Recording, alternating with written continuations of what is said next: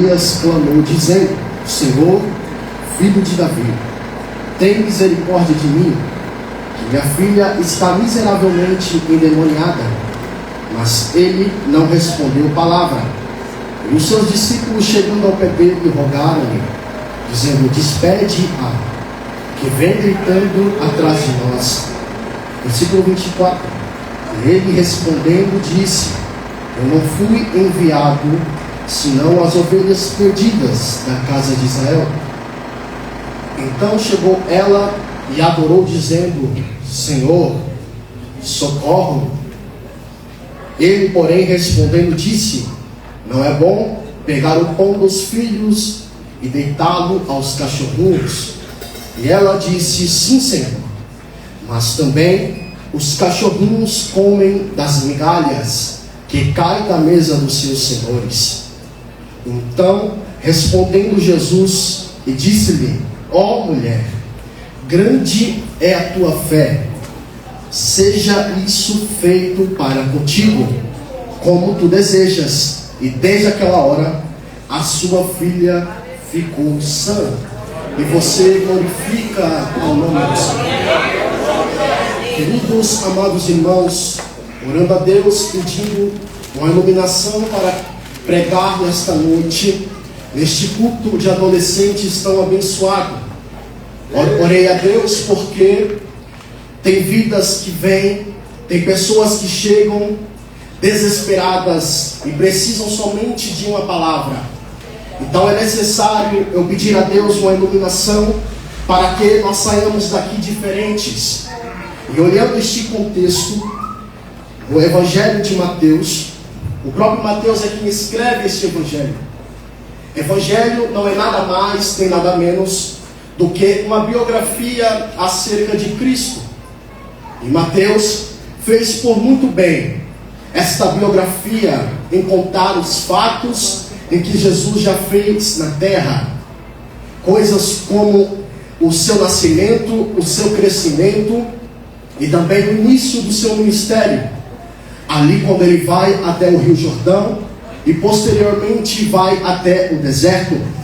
Mateus, ele nos mostra sobre Jesus todas as suas qualidades. Qualidades como esta de o seu amor incondicional. Seu amor incondicional que não espera nada em troca de nós. E Mateus descreve muito bem, demonstra, enfatiza muito bem todas as qualidades de Jesus Cristo, assim como o seu poder, o seu poderio, a sua autoridade para fazer maravilhas, para operar maravilhas. E estas maravilhas não era somente na época ali do contexto em que os discípulos viviam, que Jesus operava milagres, mas hoje também Jesus continua realizando desses milagres, realizando desses feitos. Jesus continua operando maravilhas em nosso meio. E Mateus ali mostra-nos muitas coisas em que Jesus fez. E uma destas é uma libertação em que Jesus realiza. Olhando o contexto em que nós lemos, a Bíblia vai nos falar e vai nos narrar sobre a mulher cananeia. Uma mulher que então estava desesperada, pois ela tinha na sua casa uma grande aflição.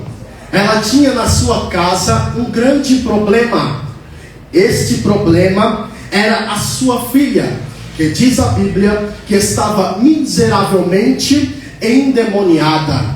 Por isso, orando a Deus, Deus me deu um tema e quero pregar debaixo desta temática. Hoje, a opressão do diabo vai cair. E debaixo desse tema, eu quero pedir aos meus irmãos para que tenha muita atenção.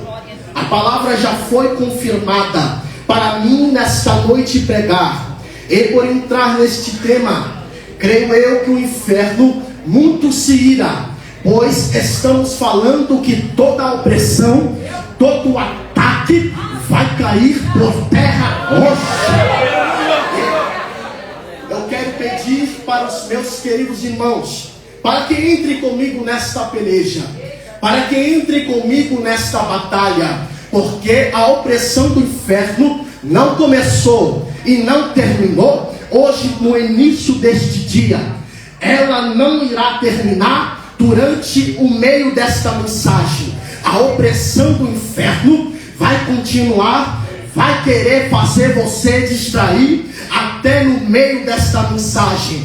Mas eu não estou sozinho aqui. Eu tenho vocês comigo para entrar nesta guerra, para entrar nesta peleja. Por isso eu peço aos irmãos para que estejam todos em um só espírito, em uma só comunhão, para prestar atenção ao que Deus irá fazer nesta noite.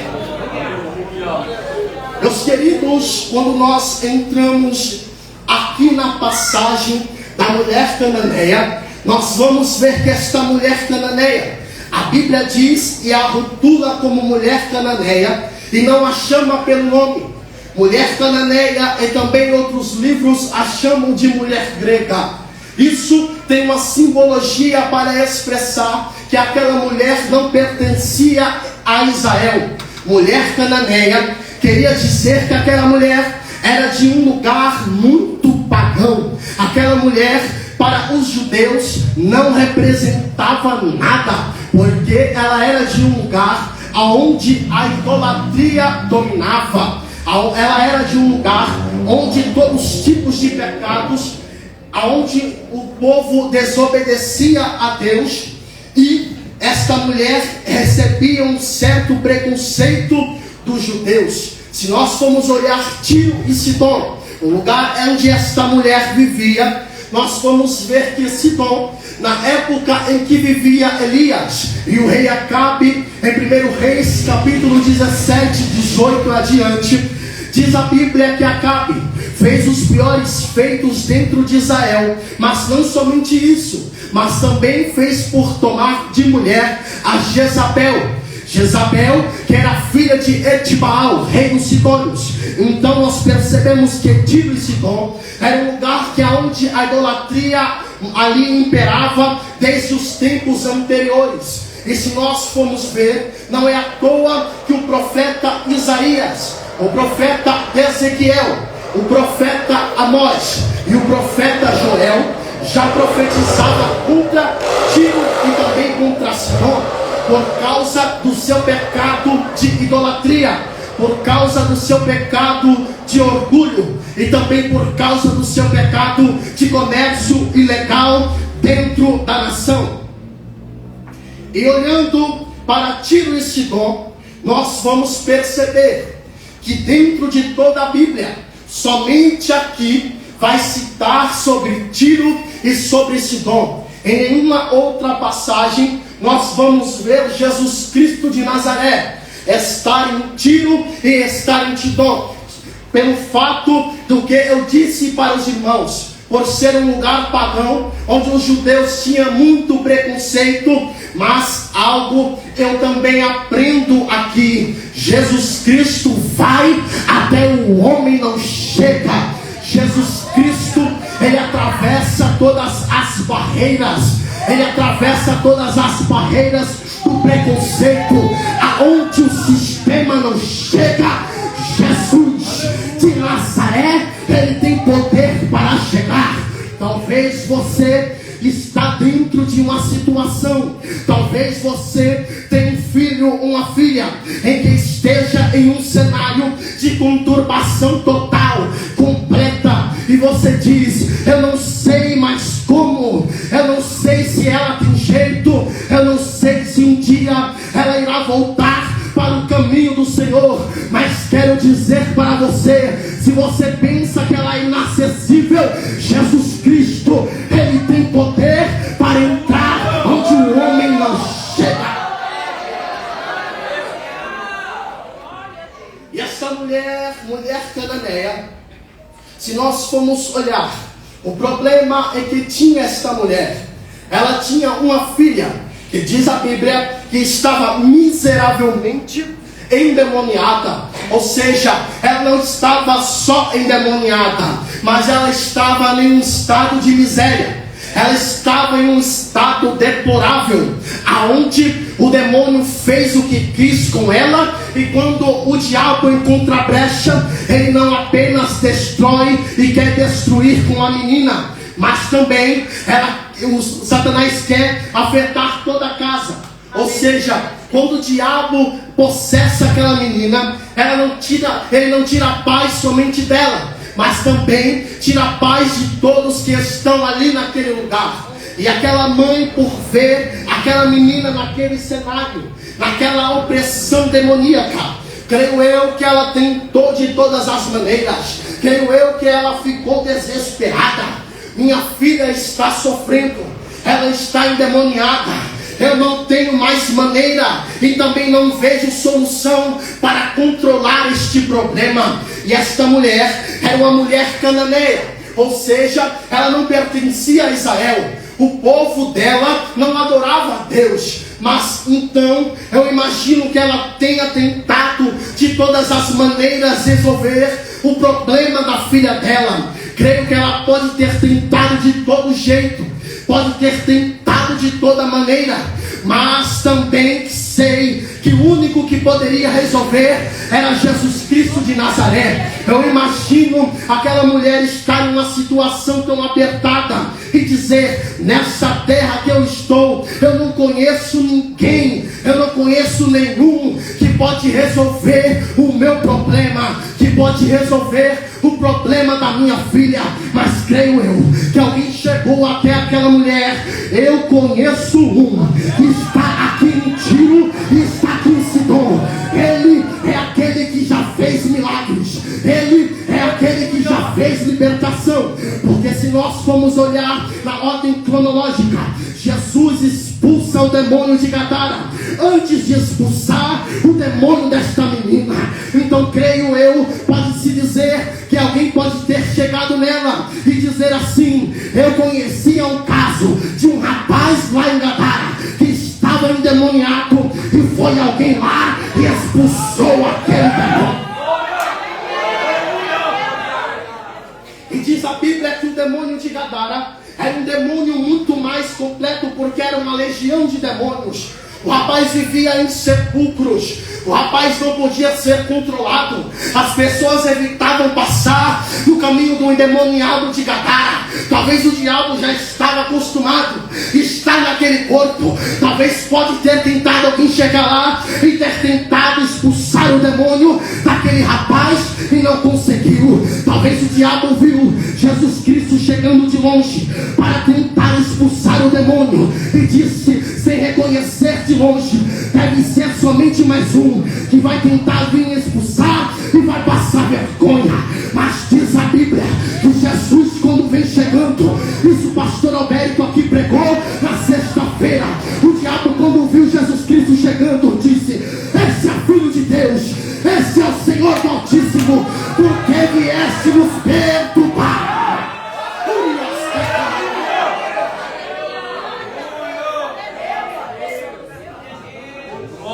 Jesus, quando chega, na mesma hora o inferno entra em desespero.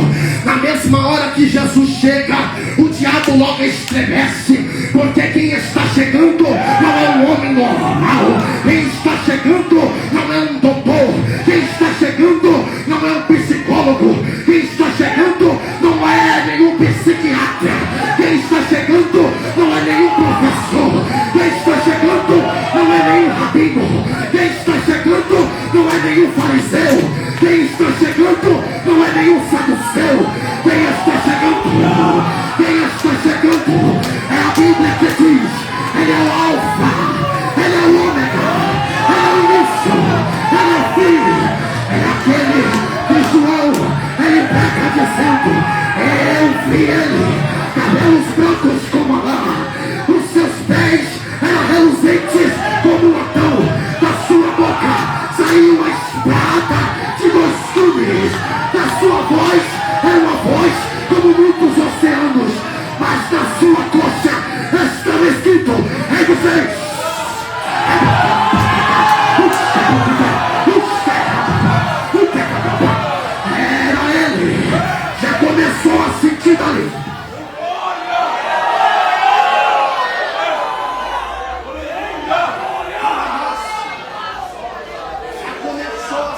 está ali. É meu. Adore a Deus.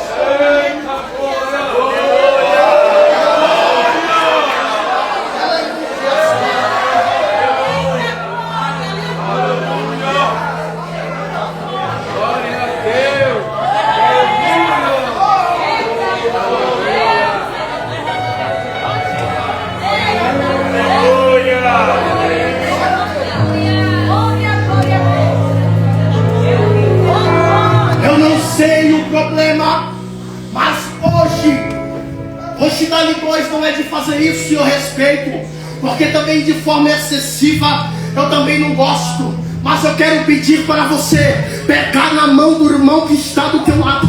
Segure, por favor, porque eu disse que hoje é dia de comunhão.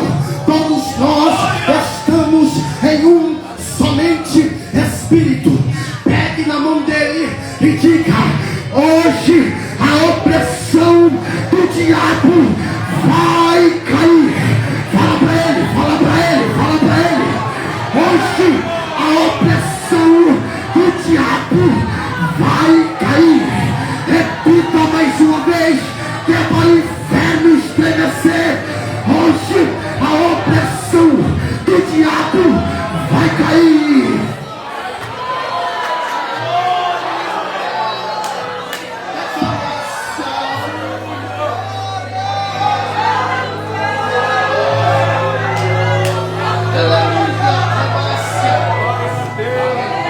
Por isso foi esta guerra para você chegar.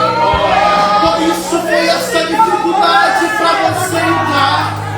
Talvez você entrou aqui derrubado, sem força nenhuma, dizendo: Senhor, eu não aguento mais, meu Pai, esta prova. Eu não aguento mais esta opressão do inferno. A minha família está sendo destruída. Mas hoje chegou para você a esperança que você precisa.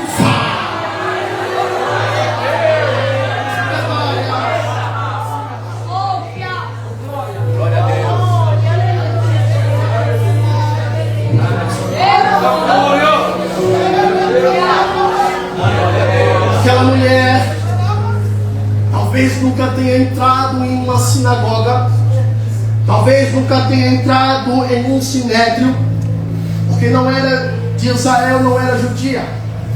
Mas diz a Bíblia que quando esta mulher entra no versículo 22, ela diz: Senhor, filho de Davi, tem misericórdia de mim. Príncipe dos pregadores, pastor Gesiel Nunes Gomes, disse uma vez que se Jesus estivesse passando durante o caminho em algum lugar e as pessoas gritassem para ele: Filho de Maria, ele continuaria o seu caminho e não olharia para trás. Se Jesus Cristo estivesse passando e alguém gritasse: carpinteiro, ele não pararia o seu caminho, ele continuaria andando. Se alguém chamasse ele de filho de José, ele continuaria andando. Mas se chamasse de filho de Davi, ele pararia na mesma hora. Aleluia. Eu sinto a presença de Deus.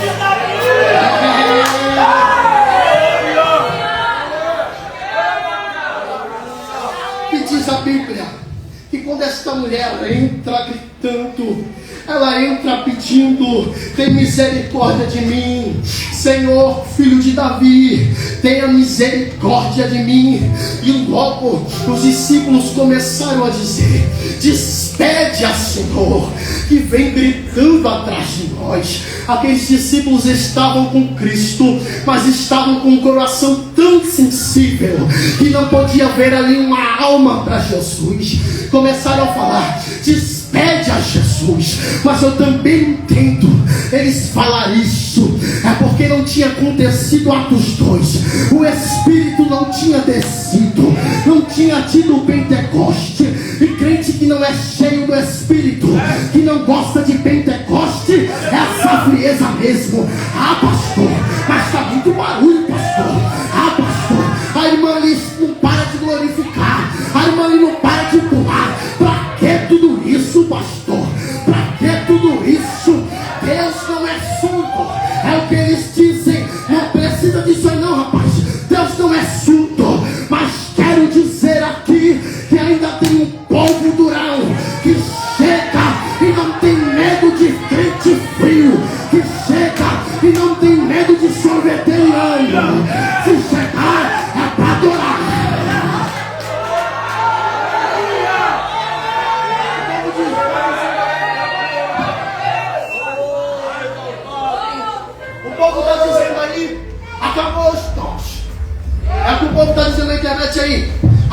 pastor, esse negócio de é palhaçada, nem estranho. Isso é tudo emoção, rapaz. Eu não sei que evangelho é esse. Eu não sei que evangelho é esse que diz que não existe mais profecia. No nosso meio acabou as línguas estranhas. Mas eu também entendo quem de fato não sentiu o Espírito Santo não tem como demonstrar as qualidades de como é sentir o Espírito Santo. Porque quem somente é cheio é quem apoia o crescimento da igreja, falando língua estranha, profetizando, expulsando o demônio. Pergunta se esse someteriano já expulsou um demônio na vida. Pergunta se esse someteriano já entregou uma profecia, já viu a cura de Deus, vai se converter, rapaz.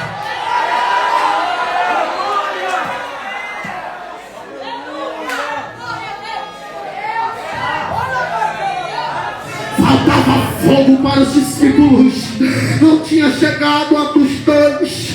Despede-a, Senhor, tira ela daqui, está gritando de paz. Mas Jesus Cristo viu nela uma fé, disse para ela assim no versículo de número 26: não é bom pegar o pão dos filhos e deitar aos cachorrinhos. Aquela mulher estava ali sem resposta, estava sem solução. Jesus é a única saída para mim. Se Jesus não quiser realizar o milagre, logo eu vou perder o milagre, porque é somente Ele que pode realizar o milagre. Aí ela chega e Jesus fala isso: não é lícito pegar o que é de Israel e entregar para os pagãos. Mas aquela mulher não vai para trás, aquela mulher não perde a esperança, aquela mulher não perde a fé. Pode falar o que for, Jesus, mas eu sei que o Senhor tem poder. Pode falar o que for, Jesus, mas eu sei que o Senhor tem autoridade. Pode falar o que for, Jesus, mas eu não saio daqui enquanto o Senhor entregar a minha bênção.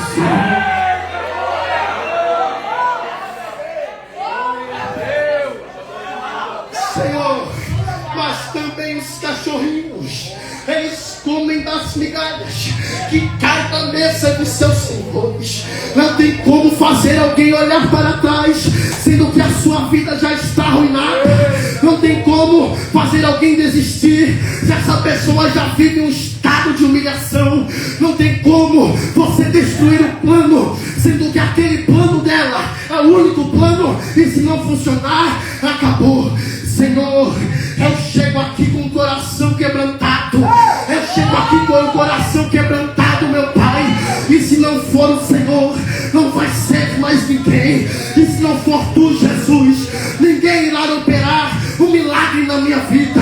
Então eu te peço, Jesus, eu te peço, Jesus, entrega o pão que cai da mesa para mim, que é suficiente.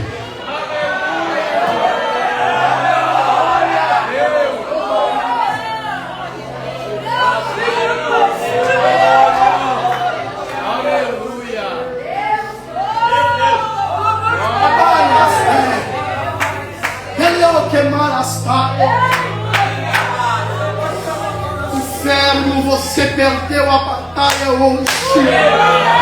Demônio, você perde a peleja. Solta! Jesus já entrou, já chegou na tua casa, e o resultado é vitória.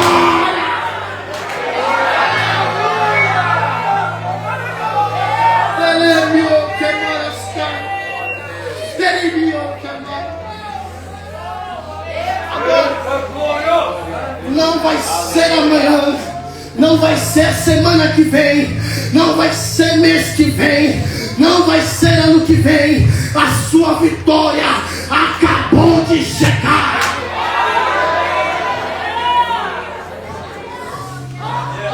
Eu quero chamar, por favor, convidar a igreja a ficar de pé.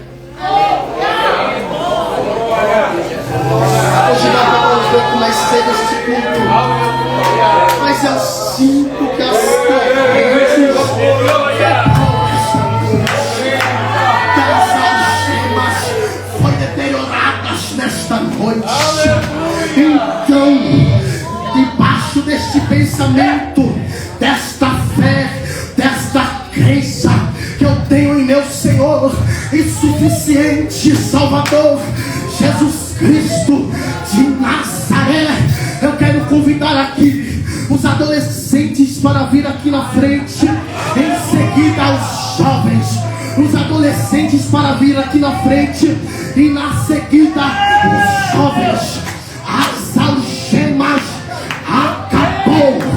O diabo acabou. O diabo está influenciando uns para dizer que esta geração é uma geração fracassada, uma geração de fracasso.